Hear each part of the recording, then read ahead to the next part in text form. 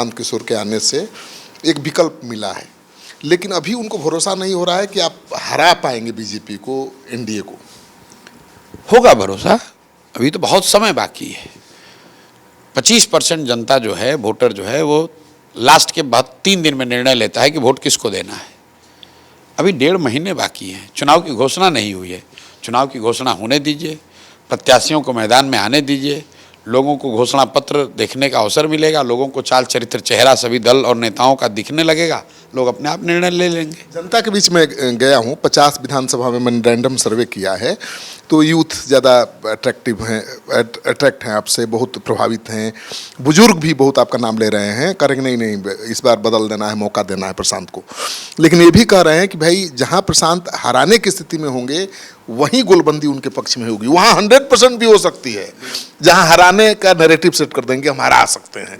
तो कितनी सीटों पर आप हराने के स्थिति में? एक बार आप प्रत्याशी घोषित होने दीजिए, लोग दंग रह जाएंगे कि कितने अच्छे और बेहतर मजबूत साथी चुनाव जनसुराज से लड़ रहे हैं। क्योंकि जनसुराज ने उम्मीदवारों के चयन की जो प्रक्रिया अपनाई है, वो किसी दल से ज़्यादा रिगरस, किसी दल से ज़्यादा साइंटिफिक और किसी दल से ज़्यादा इंक्लूसिव है।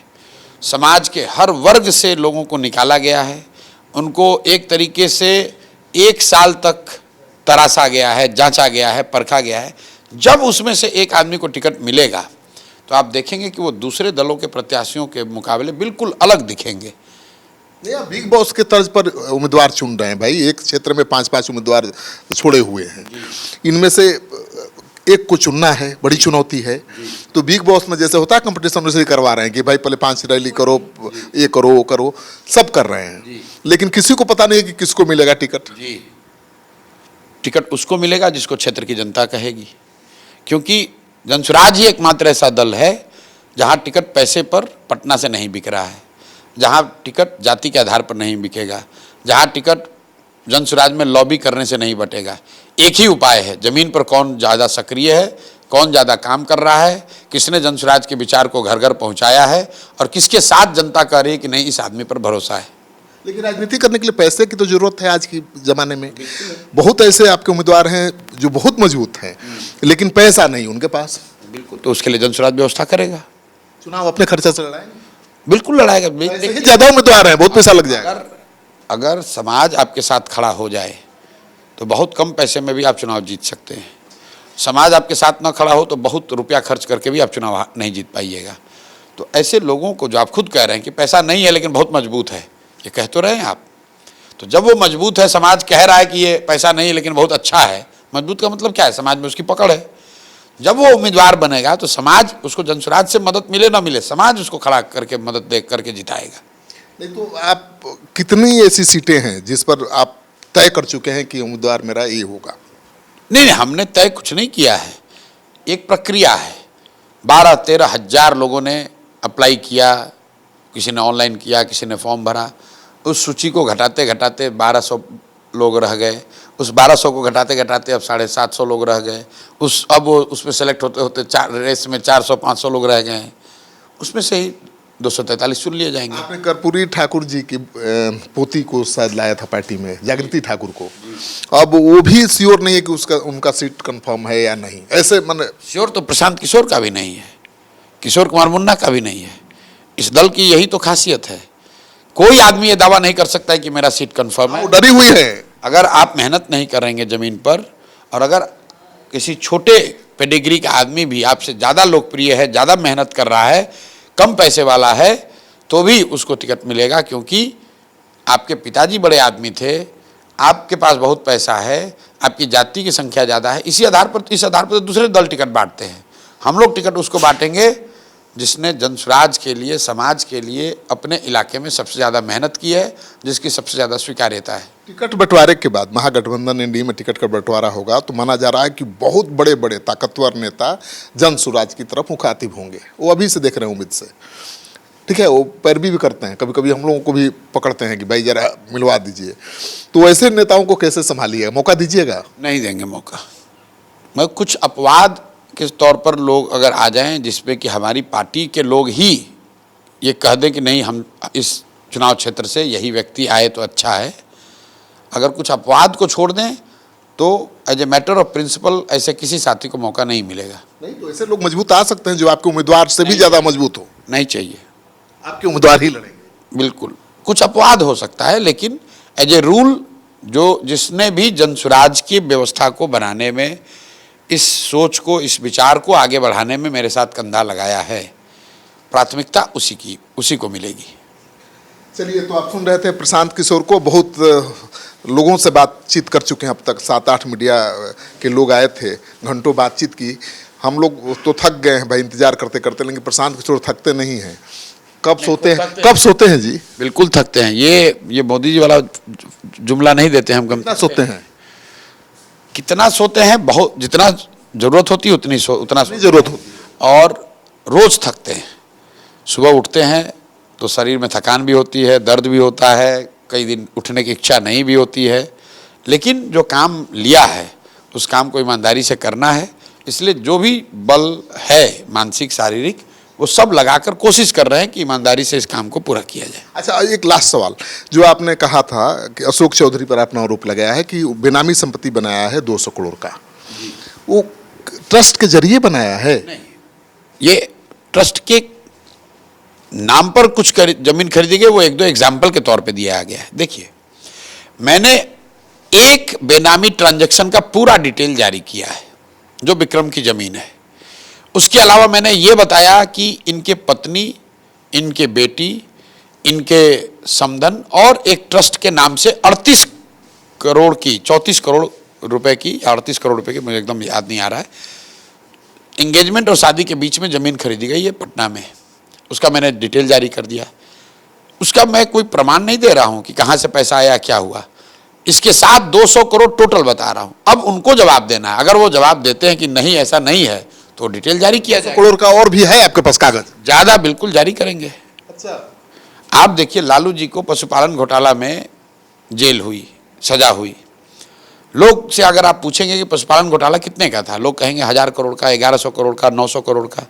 लेकिन जिस केस में लालू जी को सजा हुई तो 90 लाख का ही केस है। तो मैंने एक केस फुल प्रूफ दिया है। हम कोई इन्वेस्टिगेटिंग एजेंसी थोड़ी हैं। बाकी का जो डॉक्यूमेंट है, प्रमाण है, वो सामने पब्लिक में रख देंगे, वो अशोक चौधरी जवाब दें। लेकिन ट्रस्ट की जमीन के लिए आप कैसे दावा करेंगे कि अशोक चौधरी का पैसा है भाई, और कैसे पैसा देंगे ट्रस्ट को, लेंगे कैसे वापस? ऐसा है कि मैंने ये कहा है कि जिस ट्रस्ट के पास उनके एग्जिस्टेंस में पिछले 20 वर्ष में 1 लाख, 2 लाख, 5 लाख, 10 लाख रुपए की भी जमीन नहीं खरीदी गई, अचानक से उनकी बेटी का इंगेजमेंट होता है उस परिवार में और 30, 40, 50 करोड़ की जमीन खरीदी जाती है। तो मैंने सिर्फ इतना ही कहा कि ट्रस्ट में तो बड़े मानिंद लोग हैं, ईमानदार लोग हैं। जियालाल आर्या जी बहुत ईमानदार व्यक्ति हैं। उनको ये बताना चाहिए, देखना चाहिए कि ये अचानक से संभव है कि ट्रस्ट में पहले से पैसा होगा, तो उनको ये बताना चाहिए कि भाई ट्रस्ट में हमारा 10 साल, 20 साल से 40 करोड़, 50 करोड़, 100 करोड़ रुपया जमा था जिससे हमने जमीन खरीदी। आप एक तरफ ईमानदार बता रहे हैं, दूसरी तरफ एकदम ट्रस्ट पर संदेह जता रहे हैं कि ट्रस्ट सिर्फ एक व्यक्ति का नहीं है, तो 7-8 लोग हैं। और जो जियालाल आर्य जी ने आपके ही इंटरव्यू में शायद बताया कि सिग्नेचर कौन करता है, तो उन्होंने कहा मैं करता हूं और ट्रेजरर करते हैं। लेकिन उन्होंने ये भी कहा कि ये भी संभव है कि ट्रेजरर और सेक्रेटरी कर दें, मैंने साइन नहीं किया है, यही तो उन्होंने कहा। बिल्कुल यही कहा। ट्रस्ट ने एक अपना क्लैरिफिकेशन डॉक्यूमेंट जारी किया है, लेकिन उसमें उन्होंने ये नहीं बताया कि ये पैसा उनके अकाउंट में था या नहीं था, कब ये पैसा आया उनके अकाउंट में। मतलब आपका दावा है कि शादी सगाई तय हुई उसके बाद ही पैसा आया? नहीं, हमारा दावा ये नहीं है। हमारा दावा ये है, हमारा दावा नहीं, प्रमाण है, पेपर है, रजिस्ट्री के डीड है कि इंगेजमेंट के बाद ही ट्रस्ट में ये जमीन खरीदी गई है। पैसा कब आया ये पता है? तो वो बता देंगे। आप नहीं पता किए? आप बता दिया जाएगा, पहले उनको बताने तो दीजिए। आपने कहा प्रमाण, हम कह रहे हैं उनको बता के दिखा दीजिए। एक तरह से आप ट्रस्ट पर सवाल उठा रहे हैं। अगर वो कह दें कि नहीं ये पैसा हमारा पहले से था, पहले उनको बोलने तो दीजिए। हम तो ये कह रहे हैं कि आपके ट्रस्ट से जमीन खरीदी गई है, आगे की किस्त भी तैयार है। सुनिए ना, आप उनको जाकर ये पूछ लीजिए कि भाई ये जमीन खरीदी गई है कि नहीं। खरीदी गई बोल रहे हैं। हाँ, तो वो पैसा आपके ट्रस्ट में पहले से था या नया नया आया है, इतना ही तो पूछने की वो कह बात। रहे हैं कि देखिए ट्रस्ट का नियम है कि 85% पैसा आपको खर्च करना है। तो भाई हम प्रॉपर्टी नहीं खरीदेंगे तो क्या खरीदेंगे? ठीक है, तो ट्रस्ट का नियम है 85% इनकम का पैसा आपको खर्च करना है। तो ये इनकम अचानक से इसी साल में हुई है, आपने बस पकड़ लिया, ठीक बात। अब ट्रस्ट को ये जवाब देना है कि अगर आपने 15 करोड़ की जमीन खरीदी तो उस साल इतना इनकम होना चाहिए, या आपका डिक्लेयर्ड रिजर्व होना चाहिए कि भाई ट्रस्ट में एक्यूमुलेटेड पैसा था, उसका इस्तेमाल जमीन खरीदने के लिए किया गया। कोई गलत बात नहीं बोल रहे हैं कि 4 साल से बढ़वा रहे थे डेट इनकम जारी टैक्स। कर दें, उसको जारी कर दें कि ये 15 करोड़ रुपया पिछले 5 वर्षों में ऐसे ऐसे मेरे रिजर्व में जमा हुआ, जिसको हमने डिक्लेयर किया था, और एक बार 15 करोड़ की जमीन खरीदी। 60 से 70 करोड़ की जमीन की खरीद हुई है। हाँ, तो वो बता, देखिए आप भी खुद ही बता रहे हैं। हाँ, तो बोल रहे हैं भाई वो बता देना कि वो पैसा मतलब उस साल इनकम हुआ कि पहले से जमा हो रहा था, उनको बताना है। हाँ, तो ट्रस्ट तो संदेह के घेरे में आ गया ना आपके सवाल से। फिर वही बात है, हम तो सिर्फ ये कह रहे हैं कि आप बता दीजिए सर, आप लोग ईमानदार लोग हैं, आपके ट्रस्ट में इतनी बड़ी जमीन खरीदी गई है, आप मान रहे हैं हमने डीड जारी किया है, आप भी उसको स्वीकार कर रहे हैं, आप ये बता दीजिए कि ये पैसा आया कहाँ, क्योंकि ट्रस्ट रूल ये कहता है कि उस साल के इनकम का 85% आपको खर्च करना है। तो इसका मतलब है कि पिछले 5 साल में जो भी पैसा आपने बचाया है, 85% खर्च, वो 15% हो सकता है। तो हर साल आप कितनी ट्रस्ट की आमदनी थी कि जिसका 15% जमा हो के 60 करोड़ हो गया। मतलब एक्सटेंशन लेते गए इनकम टैक्स से कि भाई थोड़ा और टाइम दे दिए, थोड़ा और टाइम दीजिए, 4 साल वो डॉक्यूमेंट जारी कर दीजिए, तब मान जाएंगे। हमको क्या मानना है, जनता मान जाएगी बिहार की। नहीं तो ट्रस्ट पर डाउट रहेगा। भाई ट्रस्ट पे कैसे नहीं डाउट रहेगा? आप बताइए, अगर जमीन 60 करोड़ की अचानक से 1 साल में खरीदी गई, तो लोग ये तो पूछ ही रहे हैं कि भाई ट्रस्ट के पास या तो पैसा था या उस साल आपका इतना इनकम हो गया। दोनों में तो एक ही बात हो सकती है। आप खुद ही कह रहे हैं कि वो कह रहे हैं कि हम बढ़वा रहे थे। तो बता दें कि भाई फिनेंशियल ईयर 2017-18 में इतना पैसा हमारा आमदनी था, ये खर्च हुआ, ये मेरा रिजर्व। 19-20 में इतना हुआ, 20-21 में ट्रस्ट का वो जारी कर दो भाई, इसमें दिक्कत क्या है? अब जिस तरह से बीजेपी जेडीयू के मंत्रियों पर निशाना साध रहे हैं, तो जेडीयू बीजेपी में भी गुट है, कई गुट है। पहले ये ट्रस्ट वाला, चूंकि आप गए थे सवाल पूछने, बिल्कुल। तो जाके कल पूछिए और जनता को लिए की मदद कीजिए कि सर, अगर आप मान रहे हैं कि 70 करोड़ का या 60 करोड़ का जमीन खरीदा गया है, तो 70 करोड़ रुपया ट्रस्ट में आया कहां से, वो बता दीजिए। फिर झूठ मूठ का ये कागज क्यों दिखा रहे हैं कि हमारे ट्रांजैक्शन नहीं हुआ है? अरे कागज में ना, इसलिए दिखा रहे हैं, वो कह रहे हैं कि आप ये बताइए, नहीं, आपको भी मैं हमने देखा, नहीं, कैमरा पे आप दिखाते उसके हुए। पहले मैंने देख लिया था, उसमें अशोक चौधरी की पत्नी और आचार्य किशोर कुलवाल की पत्नी के अकाउंट जो दिखाया गया, उसमें कहीं नहीं है ट्रांजैक्शन।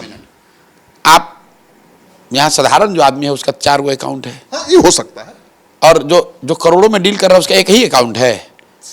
तो आपको वो अकाउंट दिखाया जिसमें नहीं है ट्रांजैक्शन। हो सकता है 4 साल का हो सकता है। पूछूंगा कि कितना अकाउंट है। अब बात उसकी तो है ही नहीं। बात इसकी है कि जब आपने इंटरव्यू लिया तो क्या उन्होंने कहा कि जमीन नहीं खरीदी गई है? नहीं बोला, जमीन खरीदी गई है। तो जो खरीदा गया है वो 50 करोड़, 60 करोड़, 30 करोड़, 70 करोड़ के आसपास है। जितने का है। तो हम तो 200 बता रहे हैं, ट्रस्ट का पूरा नहीं। लेकिन अगर वो 60 करोड़ मान रहे हैं, तो 60 करोड़ आपको उसी इंटरव्यू में जहां वो अकाउंट का डिटेल दिखा रहे हैं, ये नहीं दिखा रहे हैं कि हमारा ट्रस्ट का रिटर्न फाइल हुआ है, ये मेरा इनकम है, ये मेरा। आपने कहा 200 करोड़, 60-70 करोड़ का खरीदाया, 200 करोड़ बाकी का जिसके नाम पे खरीदेगा वो जारी करेंगे, चिंता मत कीजिए। तैयारी है। बिल्कुल। तो कब तक चलेगा ये अभियान? चलेगा जब तक अशोक चौधरी स्वीकार न कर ले, माफी न मांग ले, इस्तीफा न दे दे। तो आपके इस अभियान के बाद बीजेपी जेडीयू के बीच जो खींचतान चल रही थी, गुटबाजी चल रही थी, खुल के सामने आ गई। एक गुट आपके पक्ष में, मतलब नीरज कुमार, मतलब एक गुट वो जो ईमानदार है या ईमानदार अपने आप को समझता है। बाजी का मतलब ईमानदारी थोड़े होती है। वही कह रहे हैं, जो अपने आप को ईमानदार समझता है और मानता है कि इन जैसे नेताओं की वजह से, और ज्यादातर ये नेता बाहर से आए हैं, जदयू की या भाजपा की छवि धूमिल हो रही है, वो लोग सवाल उठा रहे हैं।